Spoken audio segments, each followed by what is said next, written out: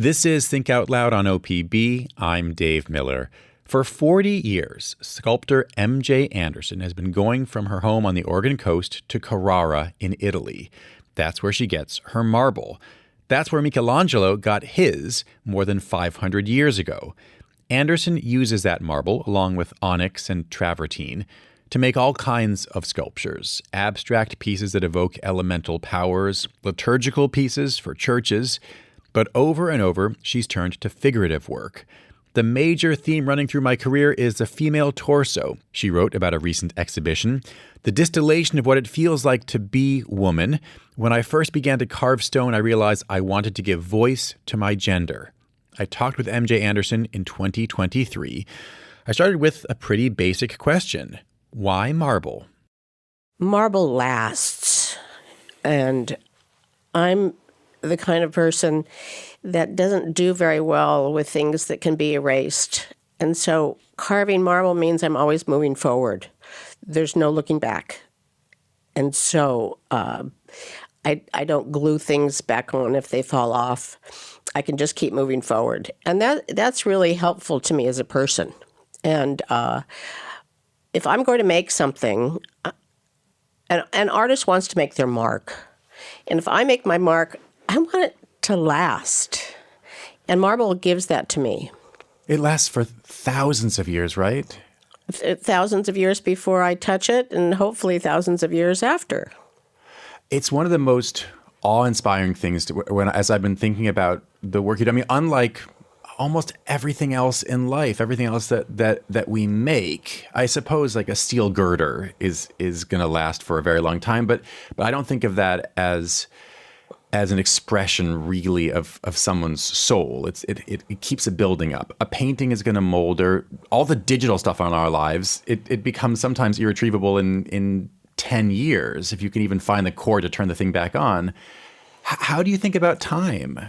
I think geological time is, I studied geology in college at Portland State, and I like everything about the planet itself. And marble, some of you may not know, but marble was once alive. And it's a distillation of coral reefs and animals who lived in the sea billions of years ago. And so all of that, that product that was once alive is highly condensed, highly heated up, and shoved up into mountains. To me, it's a miracle. So I'm carving something that was actually once alive. And you're aware of that in the moment? Yeah. I mean, it's always there for me. And it's like my religion. Marble is like my religion in a way. What does it feel like or sound like when you're carving it, or smell like when you're cutting it? Well, it sounds very serious, art making. I don't believe you. I mean, I do and I don't, I should say. The nice thing is it keeps me in the present, and I can use a lot of different kinds of tools. But there is a marble from Carrara that's called Bardiglio, and it's a gray marble. And it was my first true love of a material because I think it evoked the kind of colors of the Northwest, that kind of gray. And it goes well outdoors, which is nice. But when I carve that in Bardiglio, there's a smell it has. So I'm smelling something that was once alive. So it really does enliven all my senses. And you can smell its aliveness. Well, I personally can. Yeah, but I think maybe other people think, oh, it's a rock. But when you have a passion for rocks, people who have a passion for rocks know what that passion is. As I noted, for 40 years now, you've been going to Carrara. You started, and then it turned into just your life, going every year to get stones and also to do work before you eventually bring it back for finishing here. What's special about Carrara? Especially in the early years, there was a really wonderful community of artists from all over the world. And meaning the 1980s for you, the early years, because yes. not 1502 or something. Right. In the 80s, there were a lot of artists working there. There's fewer now that work there, but that we didn't really talk about our work to each other that much. But we were all equally exhausted. We were all equally poor. And that was a really wonderful setting to be in. And when I do go back to Carrara and I work in the studio, I go to work like it's a job. I leave the house. I try to leave the house by 8 or 8:30.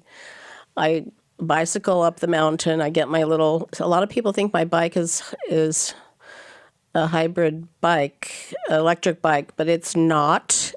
And so I bike to work. There's no shame in an e-bike. Yeah, no. But maybe someday. Okay. But I bike up to work, and everybody else, the artigiani that work in that studio as laborers, creating large public art for other artists, everyone's working. And that buzz, that noise, that energy, I'm just another one of the workers, but I get to do my own work. So I'm very fortunate to be able to work there. What's special about the marble there? I mean, why do you have to go all the way to Italy to get that rock? Well, I could go to Vermont, but the food is much better in Italy. When I was a very small child, we were lucky to have French and Italian classes. And when I was a small child, I wanted to grow up and live in Italy. And I actually get to live my dream. So I get to have a double life, and that suits also who I am. What are the quarries like there? I mean, do you go and say, in Italian, I want a block yay big? When I have a commission, a large commission, I will go into the quarries and look for the right block. And it's like going into cathedrals, because you have these large walls cut out of the mountain.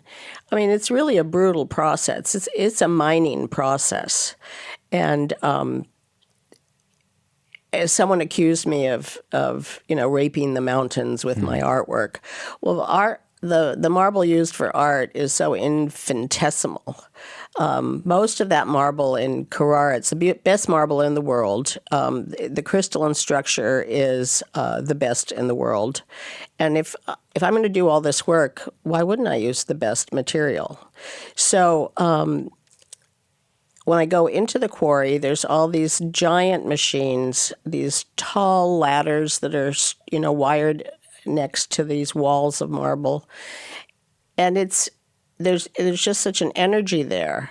But in reality, most of the marble that's being quarried is quarried for the calcium in your cat food, the calcium in your orange juice, the calcium that you take every morning. Wait, literally? Literally. The best marble in the world that could be used for big, beautiful things or small, beautiful things that could last forever. It's being ground up and put in cat food? Well, and in the table that we're sitting next to, in the carpet underneath our feet. It's used as calcium. Calcium carbonate. Huh. And there isn't a better way to get that? Well, whenever large the global capitalist society has decided that there is not a better way to get it. Thank you. That's correct. I guess exactly is the for answer. saying that right. Huh. So you said that when you have a big commission, that's when you might go to the quarry. Mm-hmm. So let's say that a library says we want a 7-foot tall sculpture, mm-hmm. and you have a picture in your mind of what it's going to be? Or, I mean, because I'm wondering, if I went to go look at this big mining operation, I assume I would just see what might look like pretty rocks and big faces and parts that had been carved out and parts that hadn't yet been carved. But I'm just wondering how you look at that and see what you're going to make. Well, it really correlates. Imagine when I had a client, Seattle University wanted me to do an 8-foot piece for their law library. And they were very specific. They wanted the absolute best marble. So I said to them... Nothing but the best for us. what is the best wine? So selecting marble is a lot like selecting grapes for wine. And I'm a little bit like a vintner, imagine. So I know the differences between what different quarries offer, just like someone knows which different grapes will help make the better balance. So I know which quarries have which kinds of stone. And then at the end, it's basically a crapshoot that once you cut that stone open, you're not so sure what really is going to be inside. There may be a darker vein that you did not see from the outside of that block. Isn't that part of the excitement, though, for you as an artist? Absolutely. I mean, the whole idea of I want the best marble, it seems like an absurdity. Right. And I actually like stone that has a little character and brings something to the table with it. I always like to incorporate some of the rocky, rock, natural skin of the stone in my work when I can. Meaning you want to leave some of it unpolished. Uncarved. Uncarved. Why? Where there's a natural skin. I did a large, very sturdy mermaid one time, but the whole back of that stone had probably 800 years of water markings on the back of that stone that was exposed. Geologically, that is just a fabulous surface. So I didn't want to destroy that surface to make my work, so I needed to design a sculpture where that surface was celebrated, for example. And it just happened that you were making a mermaid, so those watermarks. Well, I decided to make a mermaid because, of course, it was watermarks. I had it the other way around. Okay, yeah. So the rock can tell you what it should be. Well, almost every one of my sculptures tells me. I don't tell it. The stone itself inspires who it wants to become in a dialogue with me. If you are just tuning in, we're talking right now with the Oregon and Italy-based sculptor M.J. Anderson. You can see a lot of her work right now at the Imogen Gallery in Astoria for another month or two.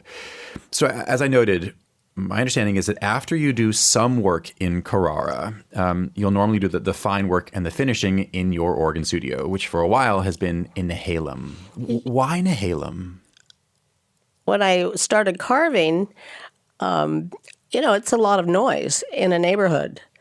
And so working in a small town is a lot easier to make noise. And Nehalem isn't really as much of a tourist town as next door Manzanita. And so they're used to me now. And I try not to make too much noise, too early or too late. And I'm gone to Italy part of the time. They're always happy to see me go, I think. So it's a working town. That's part of why it works for you. It is a little more of a working town. And I mean, it's also beautiful. I mean, there's a river there. You're essentially on the coast. I can hear eagles while I'm working, which is fabulous. But Portland is 10 degrees hotter in the summer and 10 degrees colder in the winter, at least. And I work outside year-round. I don't have the luxury of a heated studio. Do you work outside because it's better for you, or because because why? I'm making dust? I'm fertilizing nature with calcium carbonate. So when I'm carving the stone, the dust has to go somewhere. So most sculptors all work outside with a roof overhead. Otherwise, you'd be breathing in too much? I'd be just standing in a cloud of dust in a room. So unless it's a very large room. So you live in a more temperate climate, so you can work in a more temperate climate. Yeah. So you're working outside in February. Yes, thank you. I am. Is it an accident then that both of your studios, your workplaces, are near an ocean or a sea? I mean, what you just described is a climate reason for that. But I'm wondering if there's a deeper reason that you want to be near the water. My soul is happier near the water, certainly. And Nehalem is a fabulous place because Nehalem is a Native American word, and the Native Americans live there. And it's in a fabulous little triangle between the river, the bay, and the ocean. How more fabulous can that be? How does that affect the work that you want to do? I'm working with onyx now, which comes from Iran and Pakistan. And Carrara being the clearinghouse of all stone in the world, I can get it there in Italy. But it has a translucence to it, and I'm playing up that translucence. So the light of being on the coast really is very helpful for that.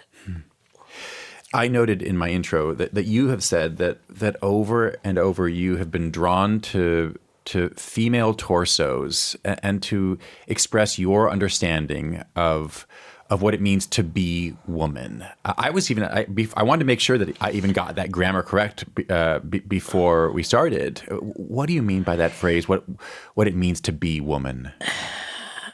My gender is a political statement. And in the 70s, when we thought feminism was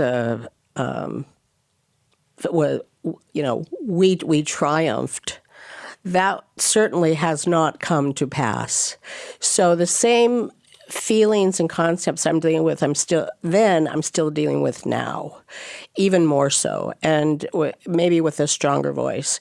And in the early years, I began carving the torso as autobiography, as victim, as female that needed to survive. And that's still kind of the survival thing has really expanded. And I did a lot of torsos having to do with breast cancer. And now when I carve a torso, and if it's missing a chunk out of a breast, it was never there, maybe. I don't even see it when I carve it now because it's so much a part of my life palette, shall we say. And so I don't present the female as an alluring object. I use kind of a frontal stance, much like the Egyptians did. I don't want my figures to perform for anybody. They should be enough in their own right, just and like women should be. To not perform for men. In particular, yes.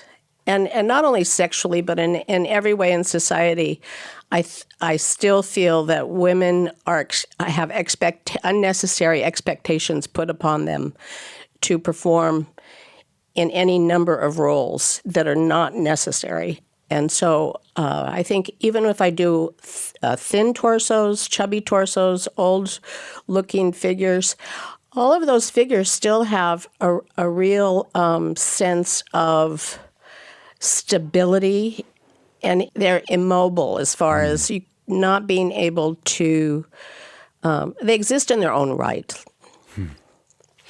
Do you work for models?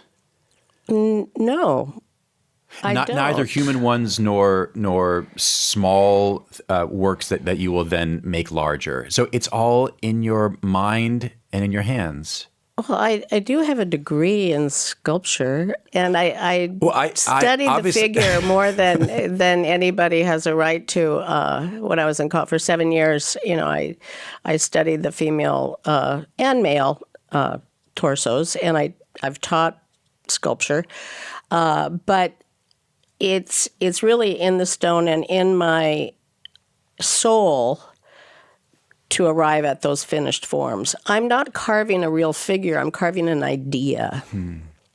What's the difference between those two?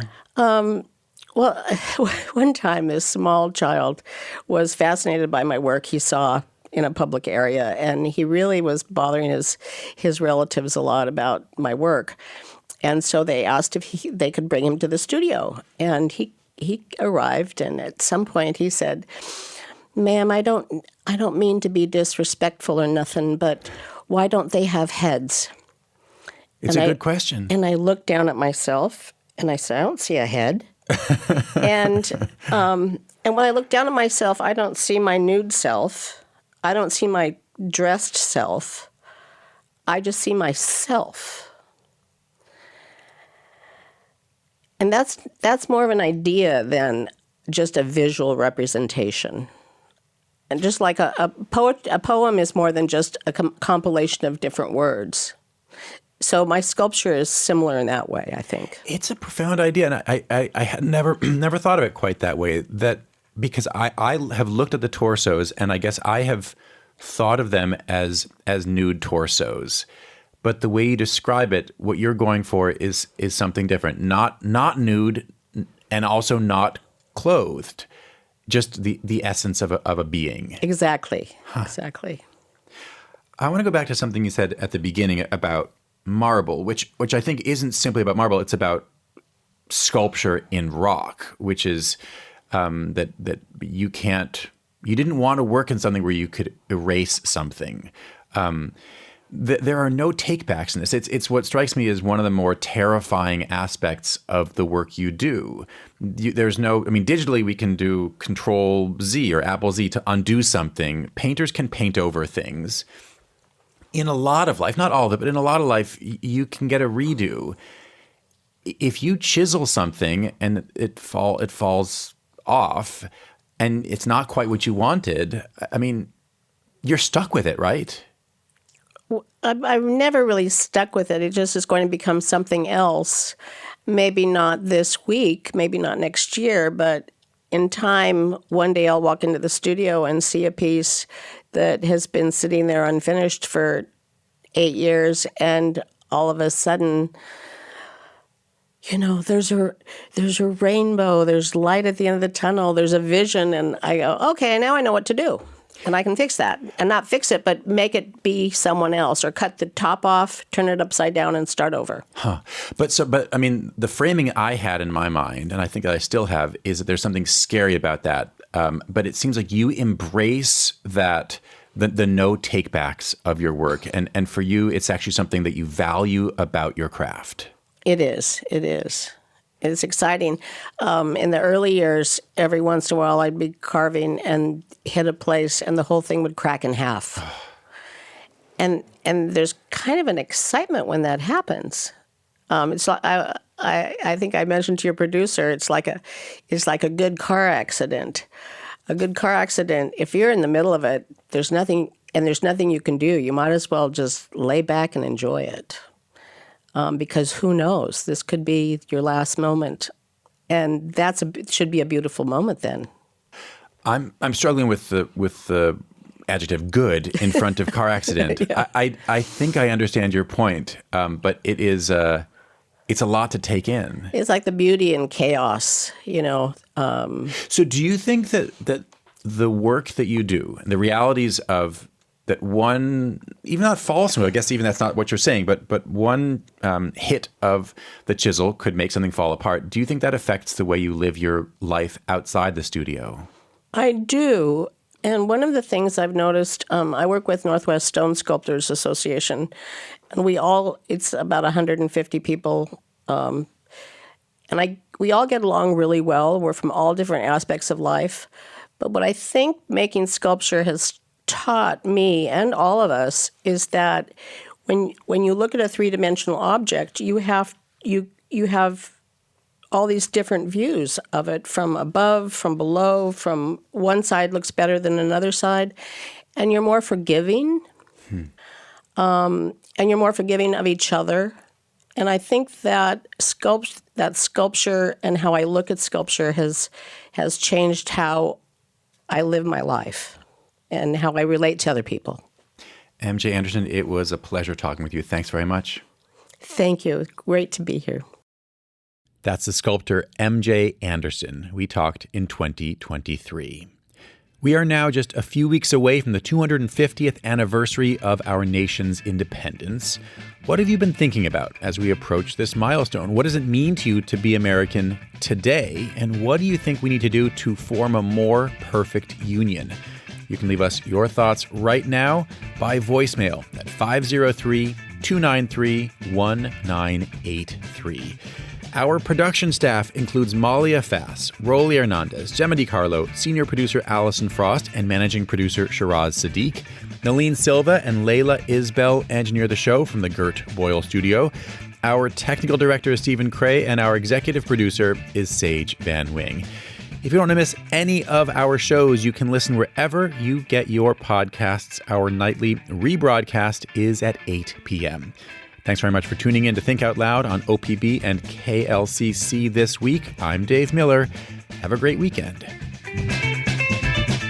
Think Out Loud is supported by Steve and Jan Oliva, the Rose E. Tucker Charitable Trust, Michael, Kristen, Andrew Kern, and Anna Sanford, and the Jackson Foundation.